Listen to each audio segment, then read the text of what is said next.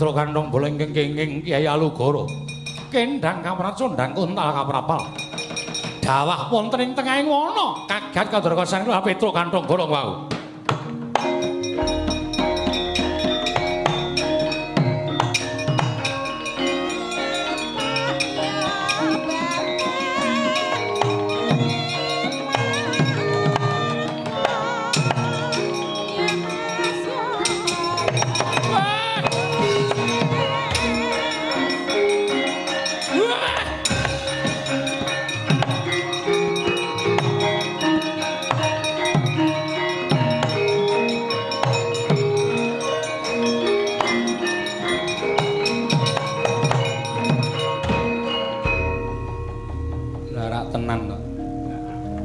Aku nggugu omongane Bagong malah uripku ketoyong-toyong. Kon wani karo Alugara. Ning ya bener e, Alugara ki nek muni Gusti ngeparengake ora ampuh ya ora ampuh. Petruk kentong bolong tiban Alugara jeblok wetemu. Tul. Mak kentul kleyang-kleyang-kleyang. Rumangsaku kok olehku kena Alugara ki jam 12:30 mau kok tiba 3:30 to. Kesuwen nang dhuwur. Ning nek nang dhuwur ora suwe ya ora tonjo ngene mergane. Barengan kok tiba nang alas. Wah, jan. Ora ngerti lor, ora ngerti kidul.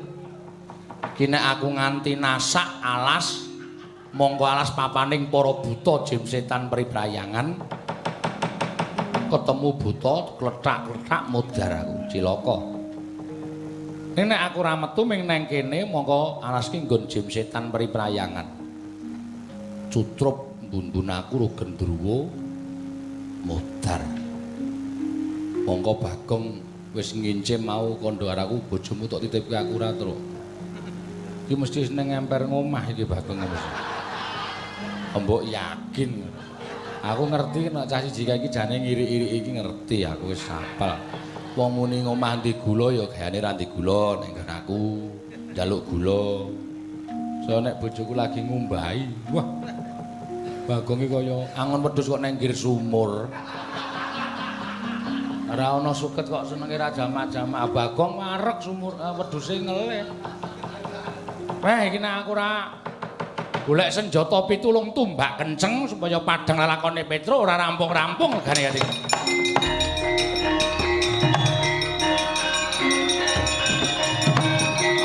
Oh.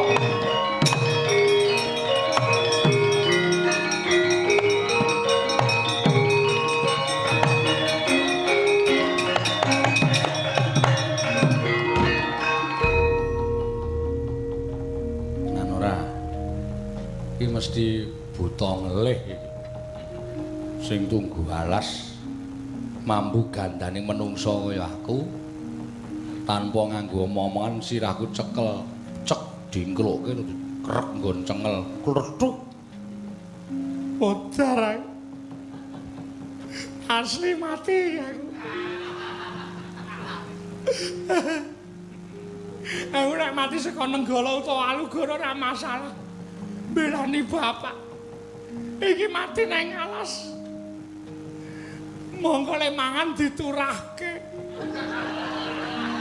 sing dipangan menggon sikil munggah terus tinggal neng kene terus dipangan singa nggo aret-aretan romacan nggo rebutan bar kuwi terus manuk pemakan bangke medun nyucuki mongko manuk enek nyucuki mesti nggon sing daging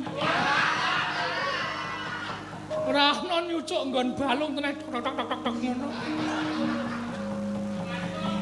Petro lho kok kenal Petro sampean sapa? Nek ajeng letak kula nggih mang letak mateni nggih mang pateni ora dadak Petra Petro. Kowe wis ra tepung karo aku apa piye? Wah. Arep Petro niku ponokawan kancane bagus-bagus. Ora tau duwe kanca berkasaan kaya ngono. Wah. Gawe gelo atiku kowe Petro. Monggo kowe tau urip karo aku dek jaman jagat iki durung eneng wong anane bangsaning jim. Kowe tak mong, kowe tak gula wentah. Sadurunge kowe dijaluk karo Semar, biyen kowe kelingan ora? Wah, ya ora suwe banget kok. Ora, sampean sapa? Waduh, lara atiku. Wis ontek. Merga kocapmu kowe ora tepung karo aku Gandarwa Maya. Aku Begawan Salantara bapakmu. Ngapusi. Iya. Bapak.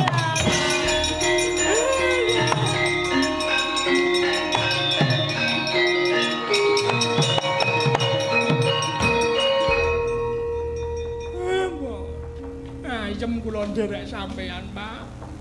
Kodrate ora kudu mengkono.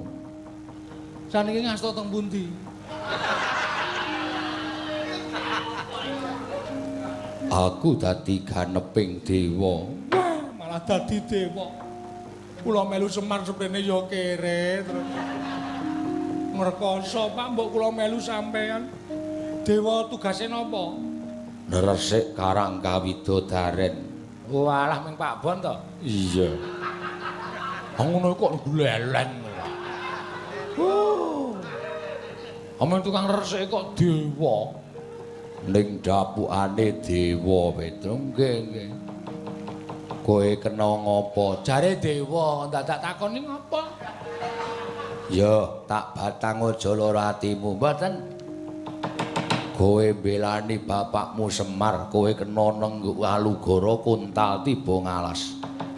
Pustaka Jamus Klima Sada ilang, kowe ya ilang saka Karang Kadempel. Lah kene iki kula kudu bali.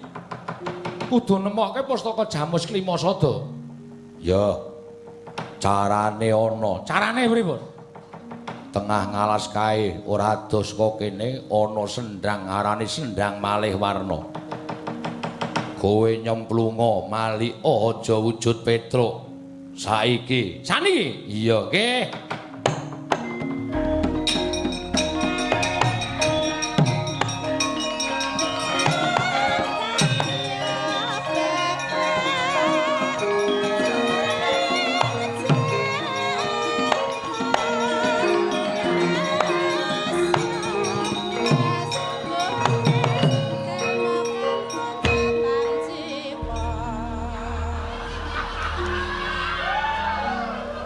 Piye ta kowe?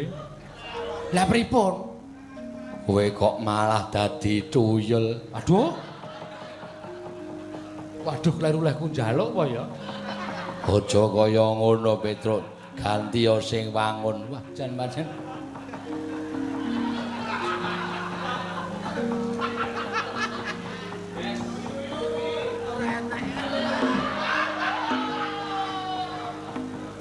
Kuwi apa kuwi?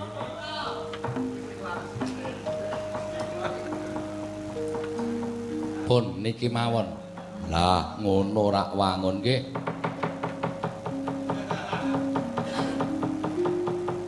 Nganggo jeneng sapa kowe?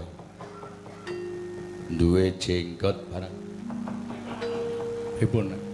Roma Irama. Ngawur ora.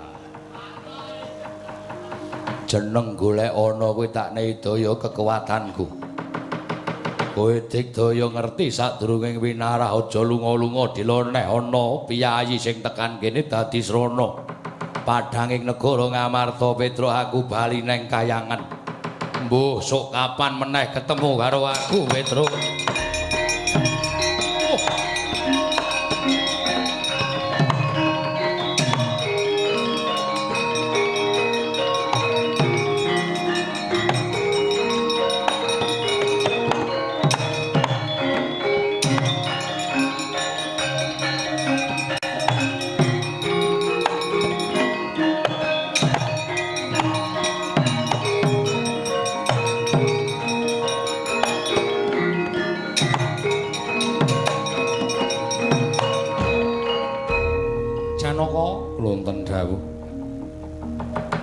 Rasaku kok gumun.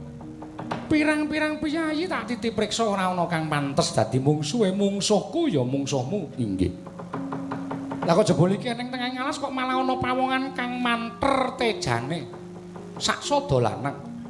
Mongko sandangane mung nganggo kuliting wit kang mapan ana ing alas, klokopaning kulit saka wreksa sing gedhe. Inggih. Nggo tinggal mawon nggon niku mung wong rekoso niku. Kok sik to Bagong aja ngono to. Wah, jelas kuwi wis klumu selik. Sing arep dialap apane? Kowe sapa? Kisana. Nuwun sewu Sindu. Menawi panjenengan nyuwun priksa dhateng kula pangkat kula Demang. Wah, Demang runde wilayah kuwi wis. Mesti ngono kuwi omongane. Demang sapa? Demang Cakrawangsa. Oh, Demang Cakrawangsa. Iye, panjenengan sinten Prabu Kresna? Ngandel ora. Urung tepung karo aku kowe takon wis disebutke jenenge nek ra wong ampuh ora bakal kelakon. Ah sampean kuwi nom mlebu koran kok. Saben wong niku wis do tepung karo sampean. Ah coba mburine niki. Sing mburi sinten Raden Janaka? Wis lumrah. Janaka niku lananging jagat. Ayo, aku sapa? Kra Cakra. Kowe Bagong. Kowe lah ngerti ya? Nek pancen kowe ngerti jenengku Bagong, apa sebabnya aku ora tau mulih? Sebab kowe duwe utang rokok ning warung ngarep omahmu. Mongko wis nganti 17 wadah. Sabun, sikat gigi. Sampo ora tok bayar. Iya ora Bagong? Asemi cocok e.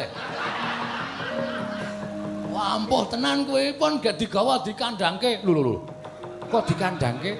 Cakrawangsa wonten dawuh. Aku arep njaluk tulung kowe gelem nulungi apa ora? Kula menika nglampahi tapa ngrampi tulung dhateng sak pepadaning gesang.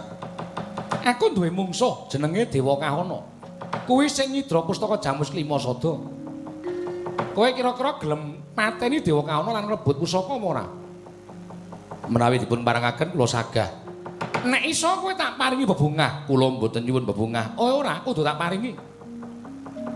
Baripun paringi menapa? Aku duwe abdi jenenge Petruk, wonge wis mati. Nek kowe iso mateni Dewa Kahana ngrebut pusaka, omahe Petruk, bojone Petruk peken. Piye? Nek ya kuwi wingi wis tak apeli. Dadi aja gelo. Critane kaya sisane si Yuyu Kangkang ngono ora masalah. Ora masalah. Isih sip kok. Bojone Petra isih sip, yakin. Tenan aku ora dhuwur mudel ana andeng-andenge. Kok kowe ngerti? Wah, ya ngerti. Saplahe Petra mati rak kula mrika-mrika. Sinuwun napa dipun parangaken Bagong menika badhe kula kepruk watu sirahipun. Lho, lupute Bagong apa kok kowe sengit karo Bagong? Mboten sengit ning sakit manah kula. Lah hubungane apa karo Petruk kowe? Kan kowe arep dikai bojone Petruk tak kandhani. Dadi aja kaget sesuk nek lakon topek bojo cocokno. Ana andeng-andenge telu. Kok telu? Enggak telu dhuwur mudel. Jadi terus gede-gede niku telu. Kowe nek sago mangkat to, tiyangipun wonten pundi? Eneng kono paten ana. Nyuwun pangestu sinuwun. Oh, bajigere